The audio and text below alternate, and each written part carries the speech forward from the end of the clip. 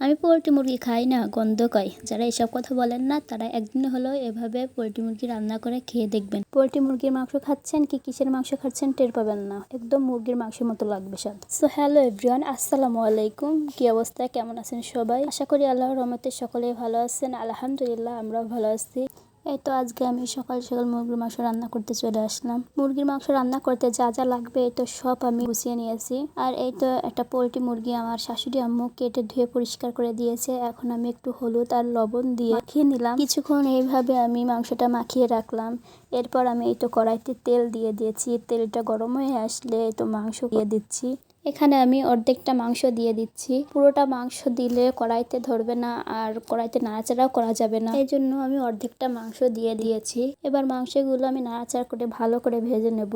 আসলে মাছ যেমন ভাজে একটা একটা করে দিয়ে তেমন মাংসের পিস দিয়ে ভেজে নিলে অনেকটা ভালো হতো, কিন্তু আমার হাতে একদমই সময় ছিল না, এই জন্য আমি একটা একটা করে দিয়ে ভাজতে পারিনি। এই তো অর্ধেকটা প্রথমে দিয়ে নাড়াচাড়া করে ভেজে উঠিয়ে রেখেছি। এরপর আমি যে বাকি অর্ধেকটা ছিল সেই অর্ধেকটা দিয়েও ভালো করে ভেজে নেব। এবার আমি কড়াইতে বাকি মাংসটুকু দিয়ে দিচ্ছি। এবার আমি পোলট্রি মুরগির মাইটে উঠে রাখলাম। এবার আমি ভালো করে নাড়াচাড়া করে মাংসটা ভেজে নিয়েছি। এরপর আমি সবগুলো মাংস একটা বাটিতে উঠাই রাখলাম। এরপর আমি চুলাইতে কড়াই বসিয়ে দিয়েছি মাংস রান্না করার জন্য। মাংস ভাজার তেল এই তো আমি কড়াইতে দিয়ে দিয়েছি। এবার আমি কড়াইতে দিয়ে দেবো বেশ অনেকটা তেল। এই তো কড়াইতে তেল দিয়ে দিয়েছি। এবার আমি কেটে রাখা পেঁয়াজ কুচিগুলো দিয়ে দিচ্ছি। দিয়ে এবার ভালো করে ভেজে নেব। এভাবে পেঁয়াজ কুচি নাড়তে নাড়তে যখন পেঁয়াজ কুচি ব্রাউন কালার হয়ে যাবে তখন আমার পেঁয়াজ কুচি ভাজা হয়ে যাবে। পেঁয়াজ কুচিগুলো ভাজা হয়ে গেলে এর মধ্যে আমি দিয়ে দেব রসুন বাটা। রসুন বাটাও ভালো করে নাড়াচাড়া করে ভেজে নেব।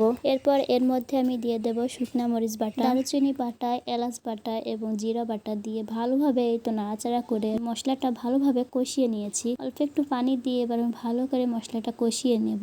এভাবে কিছুক্ষণ মশলা কষিয়ে নিয়ে এবার মশলাটা কষানো হয়ে গেলে এর মধ্যে আমি দিয়ে দেব ভেজে রাখা মাংসগুলো। এবার ভেজে রাখা মাংসগুলো এবার ভালো করে কষিয়ে নেব। এভাবে ভালো করে নাড়াচাড়া করে মাংসটা কষিয়ে নিচ্ছি। কিছুক্ষণ নাড়াচাড়া করে মাংসটা কষিয়ে এবার আমি এর মধ্যে দিয়ে দেব 2 চামচ গুঁড়া মরিচ। শুকনো ঝাল আমি অল্প পরিমাণ বেটেছিলাম, এই জন্য আমি 2 চামচ শুকনো মরিচের গুঁড়া দিয়ে দিয়েছি। পোলট্রি মুরগি একটু ঝাল না হলে ভালো লাগবে না খেতে, এই জন্য আমি একটু ঝাল বেশি করে দিয়েছি। এর মধ্যে আমি দিয়েছি বেশ খানিকটা লবণ দিয়ে নাড়াচাড়া করে এবার আমি এর মধ্যে দিয়ে দিয়েছি বেশ অনেকটা হলুদ দিয়ে নাড়াচাড়া করে এবার ভালোভাবে মাংসটা কষিয়ে নিচ্ছি। ভালোভাবে মাংসটা কষানো হয়ে গেলে এবার এর মধ্যে আমি পরিমাণ মতো পানি দিয়ে দেব। মাংস ভেজে নিয়েছি, এই জন্য মাংসটা সিদ্ধ হয়ে গেছে, এই জন্য আমি অল্প পরিমাণ পানি দিয়ে দিয়েছি। পরিমাণ মতো পানি দিয়ে এবার মাংসটা ভালোভাবে নাড়াচাড়া করে নিয়েছি।